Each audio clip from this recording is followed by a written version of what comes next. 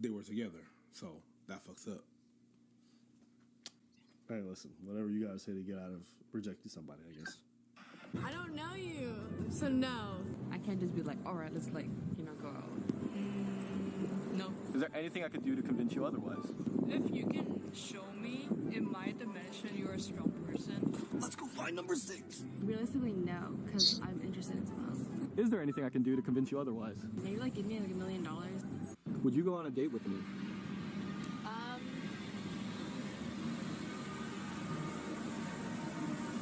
Yeah. I mean, you seem very straightforward, and I'd be down to go on a date with you if ever. And to make things worse, he could have just walked away. But you know what he did? He immediately asked out the girl sitting right next to her. This guy's an idiot. Would you go on a date with me? Yes, I like how you approach me. Wow, I feel... This motherfucker went, would you like to go on a date with me? Yes. Good. Would you like to go on a date with me? And she went, oh, I like that approach. The one where you asked my friend out first before me, because you thought, I guess, maybe she was cuter. Yeah, I like that. Whatever works, I guess. Hey. But I'll talk about that later. Can I double date y'all? Okay. You guys are too kind. You guys are too kind today. You guys are way too... This is confidence. Would you go on a date with me? Yes. Here's your chance, Sam. You've learned from your mistakes with girls 8 and 9. Now's your chance to schedule a real date. Wait, what? If I didn't have a boyfriend, I'd go on a date with you.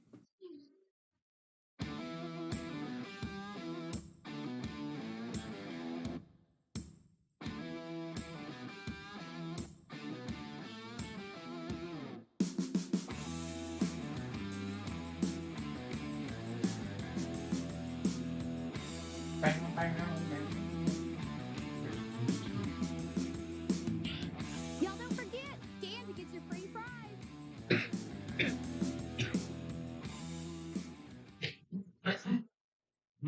There's something about having a number 1 hit. Can't wait for the next one.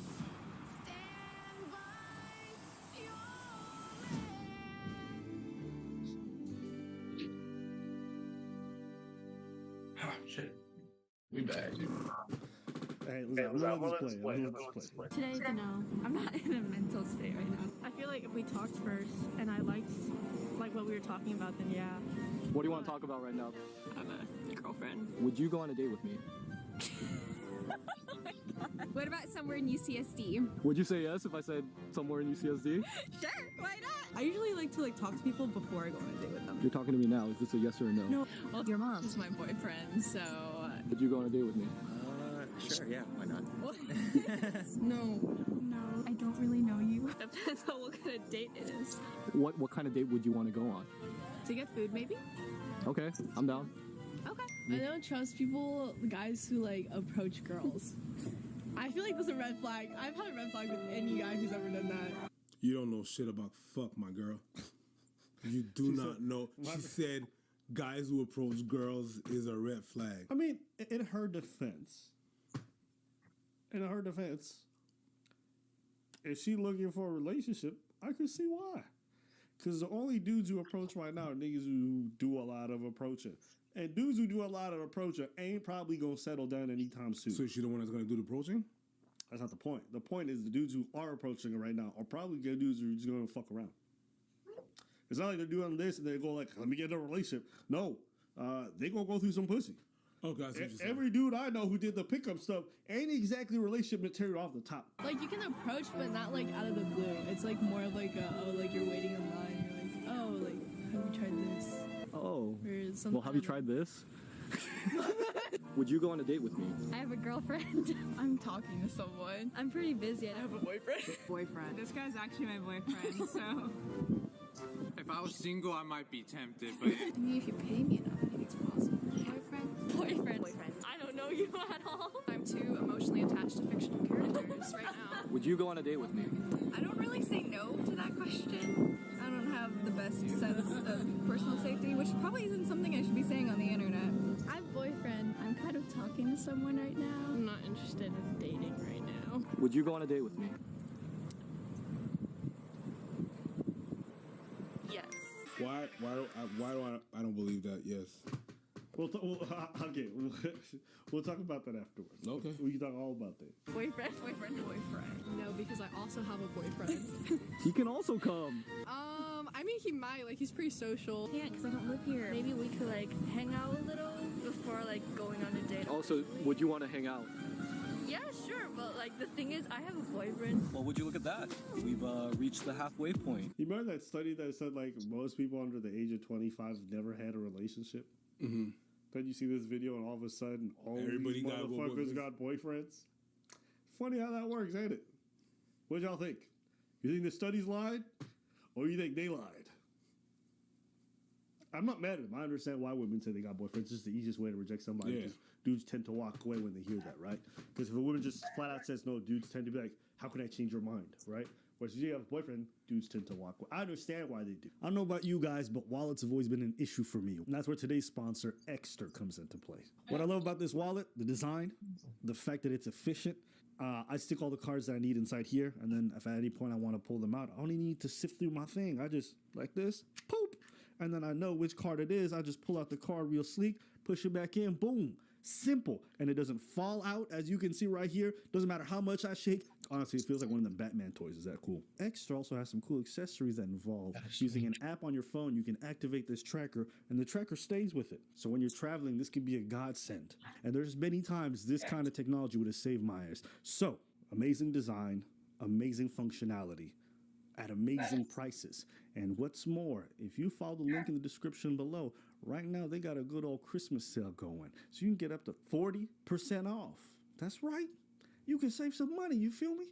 Get yourself one of these and treat yourself. There's no reason why you need to go with these big bulky wallets with, or maybe if it's not for you, maybe there's a special man, in your life. Ladies, if you guys are thinking of what to get your man, you know what I mean, for this holiday season, this is it. Every dude I've shown it to so far is like, I gotta get me one of those. So don't hesitate, guys. Use the link in the description below and get yourself one too. Would you go on a date with me? You said he's seen you asking like other people earlier, so I said I don't want a guy who's for the streets. I have a boyfriend. Yeah, probably. A date is just a date, and I think a coffee is like something you can say yes to anyone to. Yeah, I mean, you seem fine. Dang, girl, I think you fine too. That sounded so immigrant-y. But that's actually a pretty good comeback. Yeah. I think that's probably the funniest thing you said this whole time. Yeah. Dang, girl, I think you fine too. Yeah. It was a little bit ratchet, but I like that. That was good, bro. I mean, I feel like I'd have to get to know you first. Yeah. I don't know. You seem like a nice person, and you have a cool personality. You just approached me, and then... This girl gives me Adam Family's vibes. Yes. Who am I thinking of? That's Tuesday evening. Not quite Wednesday.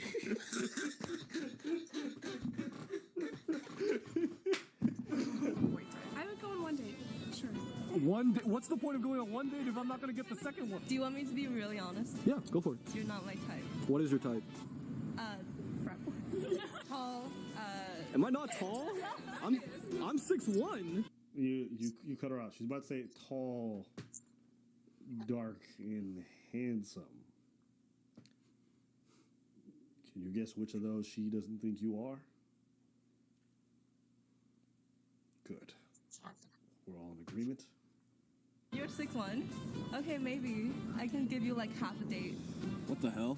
I gave up men for Lent, so unfortunately, no. What the heaven? I'm in a long distance relationship. Just got into a breakdown. If you cracked a good line, I would definitely consider. 1 to 10, I think you're a 9, and I'm the one you need. Oh, that's good. See, yeah, that would probably. I would.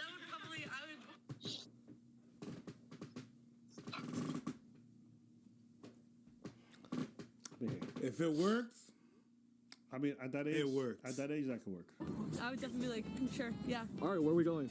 I'm so sorry. I got a shotty on the side, but yeah. What? Yo, what campus is that? Because it's got the most amount of lesbians I've ever seen in my life. Yeah, that's a lot of. Bro, this look like a whole ass pride parade. The way these girls are always into other women. God damn. I'm engaged. So, where's the ring? Where's the ring? Oh, okay, you actually have a ring. Is there anything I could do to change your mind? No. It's the Roadway Replay. Time for the lightning round, Brian. Let's rewind your drive to work. How far did your car travel while you checked your phone? 20 feet? 100 feet?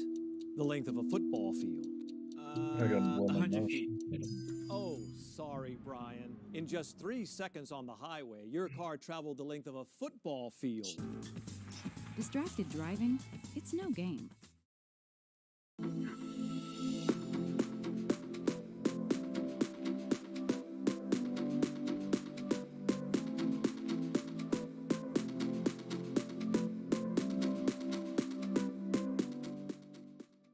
I prefer being single. I don't really have time for boys right now.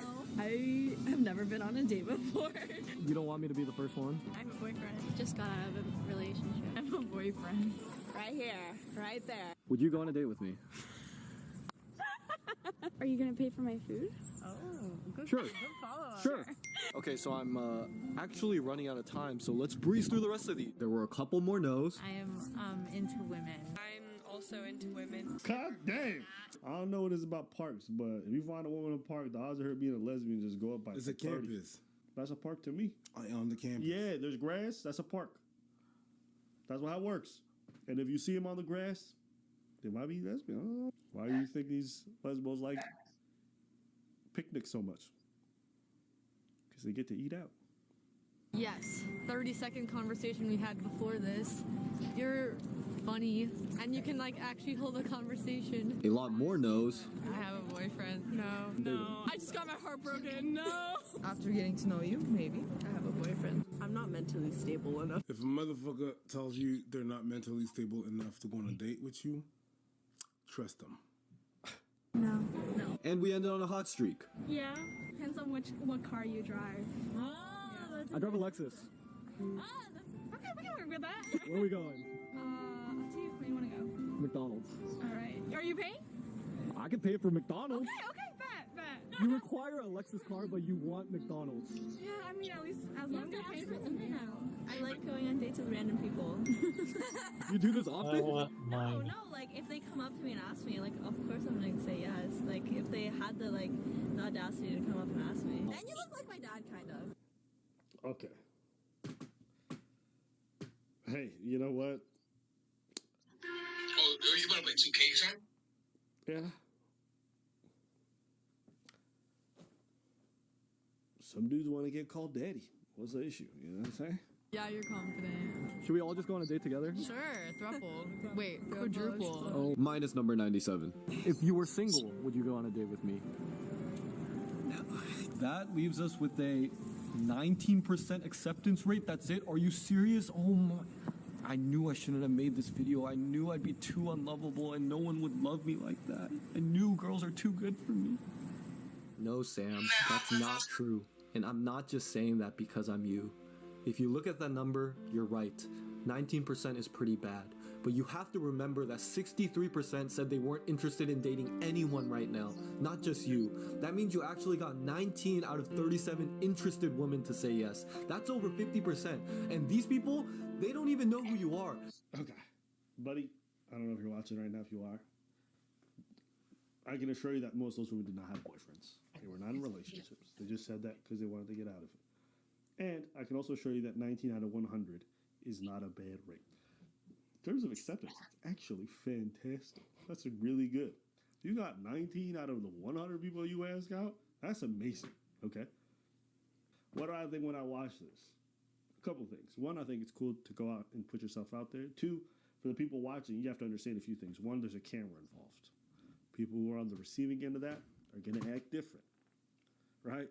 A lot of those interactions would have gone south if it wasn't for this camera project gimmick thing going on. Secondly, just because you get a number doesn't mean she's going on the date. One of the second most difficult things is the translation from getting the number to getting the girl on the date. And why that's the most difficult part is that if you didn't create any intrigue off the top, they're not even going to respond to your number when you text them. Plenty of women will give you a fake number or give you their number but never respond because nothing was really there. It's kind of like when you're on online dating and you talking to a girl and then that shit dies out even though y'all matched. The reason why it died out is because you didn't create any intrigue.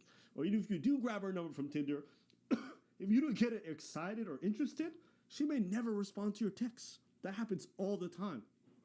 So this 19 number that he has is probably like 2 or 3. Because most of these women were not intrigued or interested. They were not enthusiastic about going on a date with him. They didn't even care. They're like, Yeah. Maybe. I guess. Fine. When you get into like that, that's not a good thing.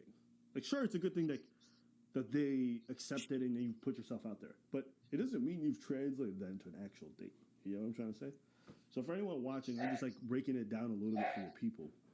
Because you were asking me earlier, I think you asked me, is that a good thing or whatever? So I'm like, no. No. That's why when you get the girl's number, you gotta do it in a way that's a little bit of pizzazz. That actually.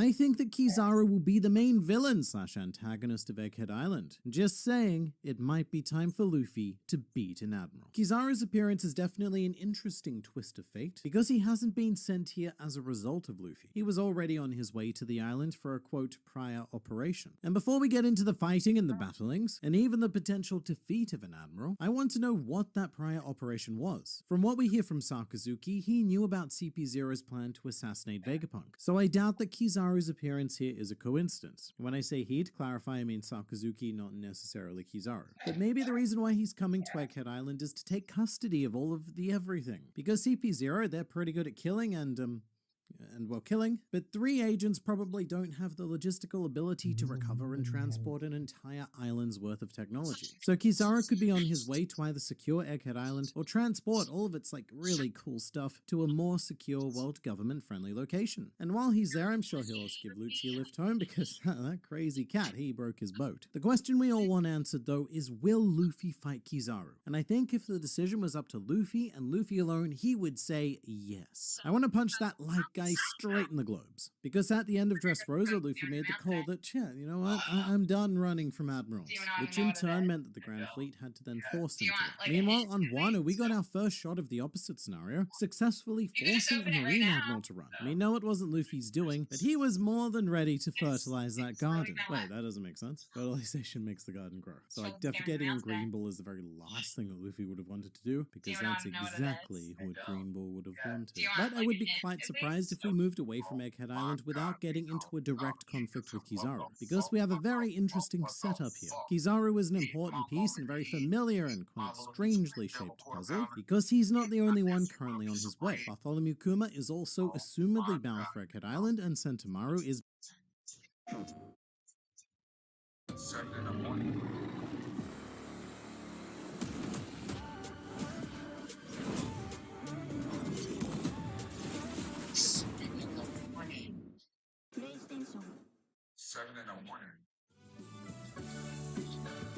Please welcome the Senior Vice President of AWS Utility Computing, Peter DeSantis. 7 in the morning.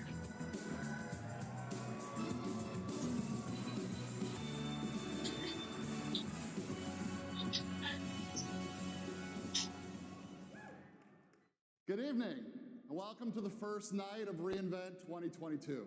is bound to Egghead Island, meaning that we have ourselves a nice big Sabadi arc reunion happen. So this is a chance for Oda to show us a direct comparison of the Straw Hats then versus the Straw Hats now. Originally, they were completely powerless against an admiral, but this is the end game of One Piece, so surely we can't just go ahead and replay those events. At some stage, Kizaru's got to get whacked in the globes. Also, this video is sponsored by Zen Market, an amazing Japanese proxy shopping service based in Osaka, Japan. Zen Market allows you to buy from over 10,000 Japanese stores, including Amazon, Yahoo Japan, Rakuten, Pokemon Centers, and most importantly for me, Japan's official One Piece store, Mugiwara through the Toei domain. That's right, in Japan, there are literally stores just dedicated to One Piece. And the fact that they don't ship overseas has always been the bane of my existence. But Zen Market solves all of those problems, meaning you can find and purchase One Piece items that are released early, or in many cases, only sold in Japan. It's a dream come true for me, and a nightmare come true for my bank account. Plus, Zen Market has recently added the online flea market Rakuma, hosted by one of the largest shopping sites in Japan, trusted and used by Japanese people daily. You can click my link in the description to shop through the Grand Line Review landing page, containing all sorts of One Piecey goodness, with free account registration and a gift of 300 yen for new members, essentially waiving the service fee for your first item. So do that thing, but for now it's back to you, me. And with all of this, I'm taken back to the light pressure gloves, a concept introduced by Atlas, which can, quote, do more than just observe of light. And by more, Atlas means punch, very much speaking Luffy's language there. But Egghead Island so far has been an exceptionally lean arc. We haven't had a lot of time to like goof around and just explore the world like the good old days, which makes me think that these gloves are 100% set up to allow us to fight Kizaru. It's just too perfect. They counter his exact power, and Atlas is currently with Luffy's group. She also happens to be injured and therefore likely unable to use the gloves herself. So, solution, plonk them onto Luffy and just have him go wild. And also give Sanji some anti-light shoes while we're at it. And hey, even Kuma is a potential Kizaru counter. His fruit ability is already to reflect literally everything, even abstract feelings, so light shouldn't be an issue, especially since it's much more susceptible to reflection than any other substance already. But will Kizaru be defeated on Egghead Island? I don't know if I can see that happening. Ultimately, the odds are probably going to stack up very unfavorably against the Straw Hats, and they may need to evacuate the punks. I suppose a lot depends on exactly how many Marinos Kizaru brings with him. Again, my understanding is that he was deployed on a less combative mission than, you know, taking on an emperor and his entire crew, but I can't help but feel like our antagonist will eventually have the upper hand here, leading to tragic consequences for your Kumas and your Vegapunks and maybe some others. Zoro versus Kizaru rematch incoming. You know, I would personally just say match, because from what I recall, the fight on Sabati was more like Kizaru versus Zoro's corpse. Actually, you know what? I've just realized that this commenter probably means Kaku, not Kizaru. That makes a lot more sense. Do you think that Vegapunk's theory about the fruits are true? If so, how is he copying them if it's something that comes from the desire of a person? Alright, let's dive into this topic because there is some juicy stuff. So as mentioned in the chapter review, Vegapunk's words are quite divisive here. And being honest, dissecting his speech word by word is going to be an absolute staple for One Piece theories going forward into the, well, who knows, potentially years from now. Because there's a lot of words being thrown around like desires, dreams, and dimensions. A lot of D words, actually, which, well, that's quite appropriate. But I do think the language Vegapunk is using is quite epic, metaphoric, and not at all scientific. Especially the bits about the mother of the sea, the gods, and he even makes reference to sin. It's a very abrupt shift in language for someone so science-based. But I definitely don't think a lot of what he's saying here is meant to be taken literally. Especially the line, those with powers exist in different dimensions, dreamed up by someone else before them. Because dimensions is a tricky word. I just had trouble saying it, that's how tricky it is. And my interpretation of that line is that current Devil Fruit users are living out the desire that was once born in the minds of a previous person. Sort of like how you could say that a hyper-wealthy person lives in a completely different world, despite the fact that we literally live in the same world. They just have a completely different experience of that same world, hence living in a different world, but the same. And I could be wrong about that, maybe this is very literal and One Piece is entering a multiverse saga, but until proven otherwise, I'm gonna go with the more metaphorical interpretation. So while unlikely to be born from pure desire alone, that desire is still the spark that led to someone bringing that desire into reality through unknown, probably scientific means, which is basically a reflection of Echiro himself. He creates new devil fruits for no other reason that he wants to bring new powers into being and explore their possibilities on page. Fun fact, the Gomu Gomu no Mi is an idea that's born directly from a core desire of Echiro Oda himself. The desire to be lazy, that is, because he wanted to like grab things without moving. And that is legitimately how a huge chunk of One Piece was born right then and there, with a guy on the couch just not wanting to get up and get the thing. That is how One Piece started. In world though, what this hypothesis implies is that each individual devil fruit was likely created by a separate person with that particular desire, rather than say a small team of ancient sciences who engineered a laundry list of powers. So maybe everyone in the ancient kingdom was able to create their own custom devil fruit, and what we're seeing in the modern day is the result of their wills and dreams and desires. But with that in mind, seriously, whose desire was it to become a jacket? Because we need to have a serious chat with them. But then I guess the next stage of evolution would be to begin creating new devil fruits again. Vegapunk has already replicated the old ones, but now we need to innovate, to give people the freedom to pursue their own dreams and desires again. What encyclopedia does Blackbeard have? The old or the new? Ooh, this is such a great line that I overlooked the first time around, because Vegapunk implies that there are multiple editions of the Devil Fruit Encyclopedia, which makes sense, all encyclopedias need updating. However, the way in which Vegapunk says it makes it sound like it's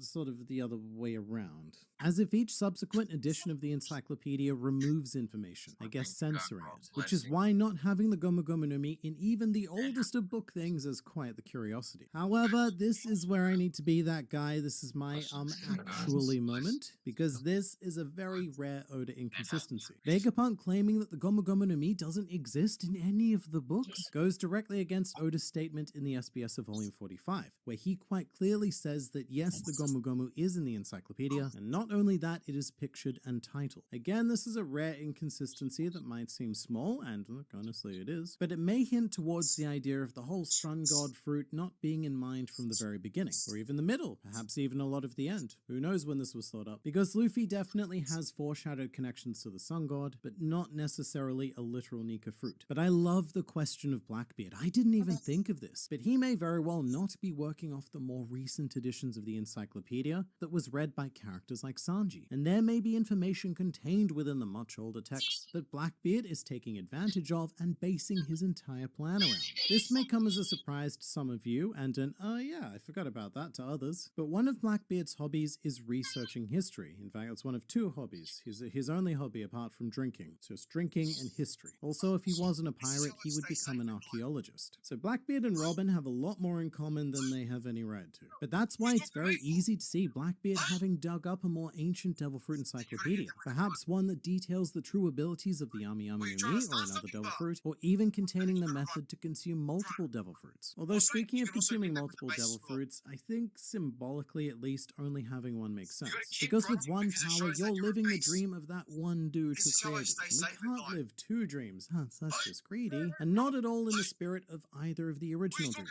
I mean, if the original user wanted to create darkness earthquakes, then that's what they would have done. But this also opens up the very real idea of, hey, what happens when someone's dream is not particularly great for society? Like, say, wanting to plunge the world into darkness. Dreams and dreaming, they're often words that are used quite positively, especially in One Piece. However, there are some not so great dreams out there as well. And I guess an interesting part of this world is that we're dealing with unleashing the bad dreams as well. If Kaido wasn't awakened like people speculate, that makes him even more of a monster. Also, the way devil fruits work remind me of how devils in Chainsaw Man come to existence. So a couple of things here. Firstly, Luffy vs. Lucci is the first fight in the series featuring two confirmed awakened Zoan users. That may not end up being retrospectively true, but look, we have yet to have anything confirmed about Kaido yet, and I'm struggling to think of many others. But secondly, that Chainsaw Man comparison might be quite apt. Essentially, in that series, the power of a devil is directly correlated to the fear of what it represents. So for example, the gun devil is a major one because guns hold a high priority of fear. But with all of this talk about desires and belief, this can and has in fact been applied to devil fruits before. The finest example of which was Jinbei. As soon as he felt no fear towards Big Mom, her devil fruit lost all power over him. So maybe that's a situation where the power of soul control is so feared that that's what powers that fruit. By the way, whoever dreamt up that ability to non-consensually manipulate other people's souls, probably not a good person. But this also ties into the Nika discussion. Perhaps mythical Zoans are the strongest fruits because godlike creatures are the most revered, to the point where Luffy may have only been able to awaken his devil fruit because people around him started comparing him to a guardian deity. As always, One Piece has left us with a big ol' sack of maybes. Every answer given just creates more questions. Is the Mafia boss on the cover story one of the... Yeah. Yeah.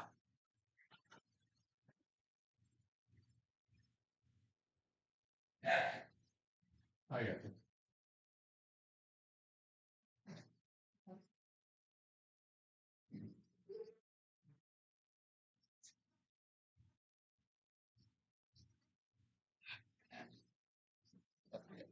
Honestly, I'll be back after dinner. I'm sorry, I'm not in a talkative mood right now, but I gotta get some food in me. Same with you.